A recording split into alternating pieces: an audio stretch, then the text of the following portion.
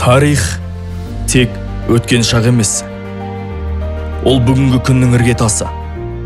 2008 жылы үлкен арманмен басталған бұл жол бүгінде мыңдаған түлектің табыс тарихына айналды. Біздің университет тек оқу орны емес.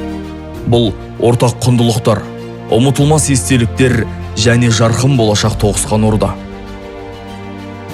Уақытпен бірге бізде жаңардық. Бүгінде университет заманауи білімнің, ғылым мен инновацияның орталығы. Халықаралық деңгейдегі байланыстар, үздік ғылыми зертханалар, әр студенттің әлеуетін ашатын шығармашылық орта. Біз өсіп келеміз.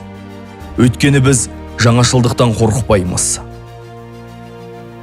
2019 жыл университет тарихында жайлылық пен инновацияның жылы болды. 500 орындық зәулім студенттер үйі мен еуропалық үлгідегі Open Space кітапханасы жастардың екінші үйіне айналды. Біз заман көшінен қалмадық.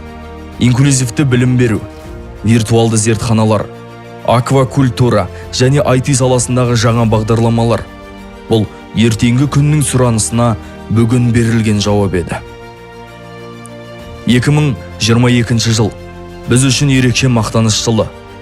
Оқу орнына қазақтың біртуар тұлғасы, халық жазушысы Шерхан Мұртазаның есімі берілді.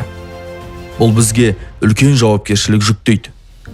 Мемлекет басшысы Қасым-Жомарт Кемелұлы Тоқаев оқу орнымызға арнайы келіп, студенттермен жүздесуі біздің еңбегіміздің жоғары бағасы. Бүгінде біз жай ғана университет емеспіз. Біз Шерхан Мұртаза атындағы халықаралық Тараз университетіміз. Қайта түлеген бас ғимарат, мыңдаған гранттар мен халықаралық деңгейдегі мақсаттар біздің бүгінгі шынайы келбетіміз. Университеттің шынайы беделі ғимараттармен емес, оның қабырғасынан түлеп шыққан мамандармен өлшенеді. Әрбір жетістік білім ордасының жеңісі. Әрбір жаңа белес университет тарихына жазылған алтын парақ. Өйткені оқу орнының мәртебесі оның түлектерінің жетістігі мен қоғамдағы орын айқындайды. Шерхан Мұртаза атындағы халықаралық Тараз университеті жаңашылдыққа ұмтылған, өсу мен өркендеу жолындағы білім ордасы. Рухы биік, болашағы жарқын. Бұл білім мен парасаттың, ғылым мен ізденістің ордасы. Университет тарихы бұл тоқтаусыз үдеріс.